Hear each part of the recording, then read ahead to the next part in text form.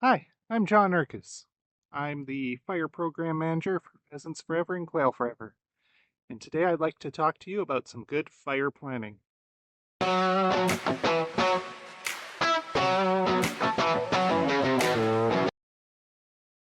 As I look back on my fire career, one of the things I'm most thankful for is the fact I've only been on one fire where ambulance was needed to call for a serious injury.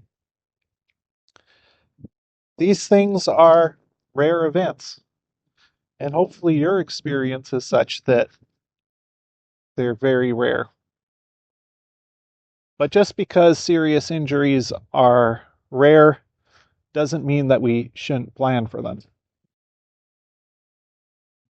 For many years, my medical plans simply stated the location of medical services. It took me a long time to come to the point of asking myself if I was really devoting enough time to my medical planning. Good decision-making is difficult in high-stress situations, and medical emergencies are definitely high stress. The people you burn with are likely people you know well and care about. Doing some planning beforehand can make a huge difference in the outcome. The first line of defense in a medical emergency is your first aid kit. Keep in mind that your kit must match the type of injuries that are possible. For instance, if chainsaws are used on your burns, then your kit must be equipped to handle that injury. This includes major wound treatment capability. Make sure the first aid kits are with you on the burn. They don't do any good to you if they're on a truck 10 minutes away from the fire. Many medical issues on prescribed burns are related to heat-related illnesses, such as heat exhaustion. Having adequate drinking water and electrolytes are a real medical necessity. It is up to the burn boss to make sure that these are available, especially in warmer temperatures. My personal rule of thumb was that when temperatures were expected to be above 75 degrees Fahrenheit, some sort of electrolyte replacement needed to be available. Having a vehicle with air conditioning nearby was also part of the medical planning process.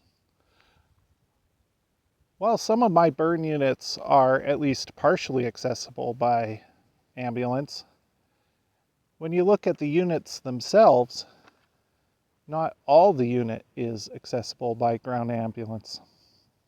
Some parts are going to be relatively inaccessible to first responders.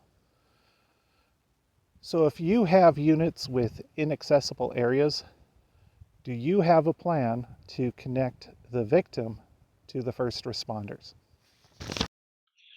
This unit is 600 acres. An ambulance can access only the highway and the road on the north. If someone was hurt on the south line, up to a mile would need to be traveled to move either the victim or emergency responders. Good burn planning identifies this problem and makes provision for it. Collapsible stretchers are not very expensive and give an added capability to your team in getting victims out of units and to responders. I would highly recommend adding one of these to your standard equipment. While air ambulances are available in many areas, do not make a plan that is dependent upon them. Mechanical issues, weather, staff availability all affect whether or not an air ambulance is available. Having the right equipment on a fire is one thing. That's step one. But knowing how to use it is a completely different thing.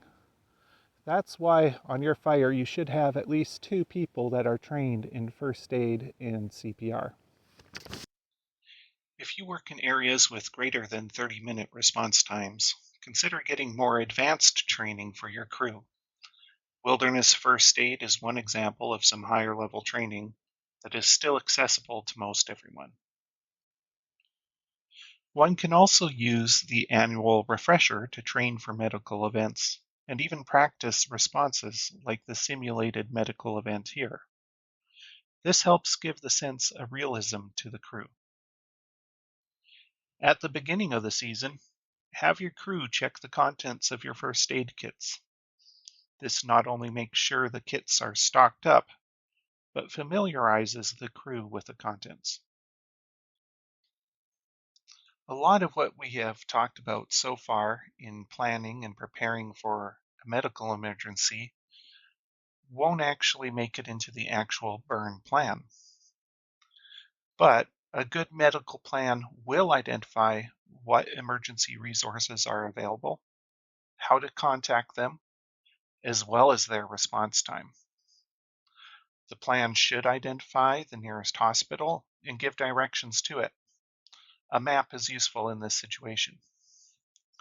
In rural areas, it's important to realize that not every hospital will be able to handle all emergencies. If this is the case, note that in the burn plan. Finally, write a few short sentences about how a medical emergency will be handled. Identify how many of the crew would be needed to address the situation, what will happen to the active fire as the emergency is addressed. Thankfully, medical emergencies are really rare events on prescribed fires. And that's because we're already thinking of ways to reduce risk and keep our people safe.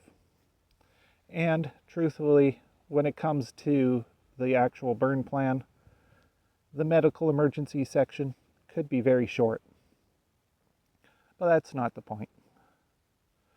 The real preparing for a medical emergency and planning for a medical emergency occurs outside the burn plan by making sure that we have the right equipment and properly trained crew to deal with these rare events. Thanks for watching. I hope this improves not only the medical section of your burn plans, but makes your crews more prepared for medical emergencies.